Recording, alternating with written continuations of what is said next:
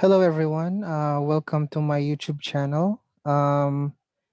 This would be a tier list video with a recent event of the Zack Snyder Justice League, which was released. I think it was how long was it? I think it was a few weeks ago, like 1 or 2 weeks ago, and I decided to do a tier list video to see if we can determine where it ranks among the entire DCEU movies. So at first, the first movie we have here is the Birds of Prey.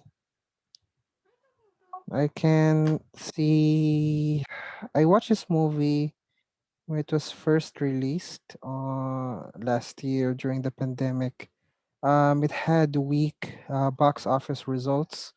But I would say it is a good movie overall. However, I would put it in the Y category. The reason why I put it here is because logic of where this movie is placed within this universe. Sorry, saw Zach there. Doesn't make sense to me in terms of continuity.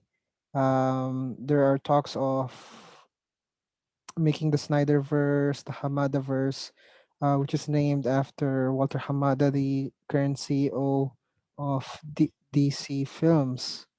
So overall, the movie it's a spin-off of this movie, The Suicide Squad. Uh, Actually, there was supposed to be a Gotham Sirens movie that was canceled, so I don't know about that. So yeah, reason why I put Birds of Prey in the Y category. Next up would be Batman versus Superman Dawn of Justice. I'm putting this here.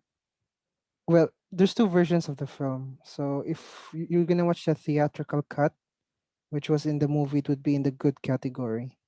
But if you watch the Ultimate Edition, which is 30 minutes of extra footage that explains the certain plot holes in the movie, like the plans of Lex Luthor, the attack on the African village, it will be more clear as to why those events transpired, which was explained somewhat in a good sense in the Ultimate Edition. So that's the reason I'll put the Ultimate Edition in the great category.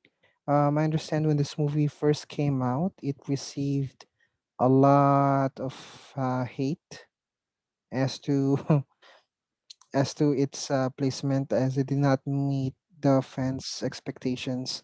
But overall, for me, I think this is a cult classic and severely underrated. So next film on the list would be Wonder Woman. That's an automatic epic for me. First solo superheroine movie, a landmark achievement made from DC, something that Marvel have yet to achieve. Still waiting for that Black Widow solo film to be released.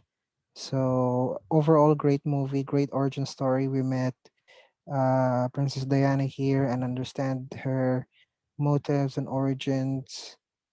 Really great mythology. Although the last act, a bit CGI-ish, but overall, I'll give it like a 9.5 out of 10. Next movie on the list would be Justice League. This had a lot of trouble production. You might know the story so far. If it weren't for the Zack Snyder's uh, cut of the movie, I would put it somewhere around, honestly, why? But compared to the Snyder cut, it's just like, I mean, it's not good enough for me. Another one would be Suicide Squad. Many people say it's the worst DCEU film. Regarding the cast, the portrayal of Jared Leto as the Joker. But to be honest, I'll put it in the Y category. Reason why I put it here in the Y category is because this was obviously DC's attempt to create their own version of the Guardians of the Galaxy. Obviously, Suicide Squad is a more popular team than Guardians of the Galaxy in the comics, but they wanted to do this sort of ragtag team of outlaws or bad guys that come together and save the world and stuff like that. So yeah, overall, kind of a forgettable movie, generic CGI villain, and then it just didn't do it for me. So next film would be the film that started it all, which would be Man of Steel. This is what kicked off the DCEU. I'll put it up. I'll put it ahead of Batman v Superman for me. I'll put it in the great category. When this first came out, it started off great in the reviews. However, they did not. Many fans, especially the critics, did not like the portrayal of Henry Cavill as Superman, as they say that he was too brooding.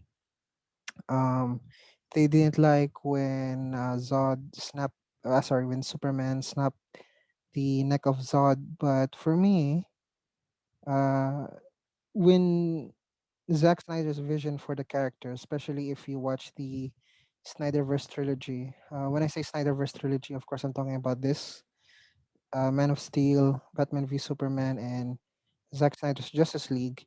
You can see the arc of Kal-El, especially the alert if you haven't watched the film yet. The ending of the Zack Snyder's Justice League, where they tease the Nightmare timeline. So he's kind of like going there. This is a different kind of Superman. So just keep in mind that this is not the Superman of yesteryears. Like this is not the Christopher Reeve Superman. This is a different version of Superman, and I think people are really disappointed, especially the destruction scene during the third act of the film. How Metropolis was destroyed all over the place, but during the events of the movie, Kal-El just got his or learned the full extent of his powers for like the timeline within the movie, like a week. So of course he never punched someone like when he battled Zod's Fiora, the female Kryptonian. It was the first time he punched someone with full force, so he didn't know the extent of his power. So for me, the most misunderstood film of the series, and definitely a great rewatch. As when I first watched it, I wasn't really thrilled, but upon the rewatching, I gained a new appreciation, especially when it's in line with the other two movies in the Snyderverse. So another movie in the list is I would put Shazam. So Shazam for me, it's out of all the movies in the DCEU, this is the most Marvel. This is the most Marvel movie out of the bunch since it has quippiness, it has jokes. The actor Zachary Levi, who played the he played an okay Captain Marvel. In the comics, they call him Captain Marvel, but due to copyright issues, they changed it to Shazam, obviously to avoid confusion since their competitor Marvel has a character named Captain Marvel. So that's the reason why they chose this guy as Shazam. Anyways, back to the movie. It was good. However, it didn't feel like a DC movie. It felt like more like a Marvel movie. And this is not a knock on Marvel because obviously they're dominating the superhero genre. It's just I feel like DC stray away from what made it unique, trying to copy the Marvel formula, which is like the action-packed adventure with light-hearted comedy. So yeah, that's the reason I put it in a good category, which is a shame because I felt like this character and then the actor who played Billy Batson had the potential to elevate it to great because I really liked his acting. But anyways, we'll see how this franchise, the Shazam franchise, will go from here, especially with its sequel and the spin-off solo film, Black Adam, starring The Rock, and it will be interesting to see how The Rock and Zachary Levi's character fight one on one because they look like polar opposites. So that would definitely be interesting to see. Next would be the 2018 blockbuster film. This movie caught me by surprise. It is the Aquaman movie. I'm debating to put it here in the great category or in the good category. I'm gonna put it above Shazam. So even though I put it in the good category, I'll put it in. For me, it's not just a good film; it's a very good film. Definitely. Growing up, Aquaman was the butt of jokes, but Jason Momoa was like the perfect actor to bring the character, the coolness, like the coolness factor in him. Like he's very the comic book accurate in terms of the costume. The battle scenes were great. I like how he's very unique in terms of like the battles and like how the director was it James Wan, the director of the Conjuring franchise, showed the mythology of the Atlantis. Like we have the Seven Kingdoms. He showed the trench and all the mythology associated with this universe. So I mean, I'm one of those who's very excited for the sequel. Next would be the most latest film. I would put it here, the Zack Snyder's version of the Justice League.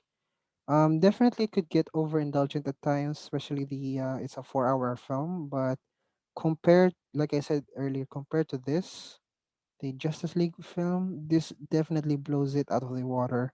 I'm so happy for Zack Snyder to finally tell his version of the Justice League and give us, the audience, a proper Justice League movie. As a kid, I grew up watching the Justice League animated series, so having a proper Justice League movie, it's something to be proud of. And I think he did a great job, especially the tone was consistent. There was no forced jokes. Everyone had epic scenes. Cyborg had more of a fleshed out story. Flash had saved the world. You have Batman doing Batman things. Kal-El was badass with a black suit. Everyone in the team felt like they had a purpose, which is unlike this movie, the Justice League, where it feels out of place at times, to be honest. Okay, last movie on the list, Wonder Woman 1984. I watched this with my sister. I'll put it here in the good tier, just below Shazam. I'm confused by the continuity as well. And for me, to be honest, it's a way inferior movie to its sequel. Sorry, to its predecessor, the Wonder Woman movie, the first one that came out in 2017. It had its moments, but there was a lot of awkwardness, some cheesiness, some things that was inconsistent with the timelines, like her showing up at the mall and fighting the bad guys, and then the entire sequence with the Dreamstone. Even though in here, the second movie, she mentioned she disappeared for 100 years, but in this movie in the 80s, she mentioned she was shown several times in the decade. So definitely a continuity error. So hopefully the Flash movie that's coming out next year will fix those issues so that we have a cohesive, streamlined universe. So yeah, that is my the DCEU tier list. I'm interested to know what you guys think about it. Leave your thoughts in the comment section. Hit the like button, subscribe, and hit the notification bells if you want more tier list videos from me. Thank you and peace.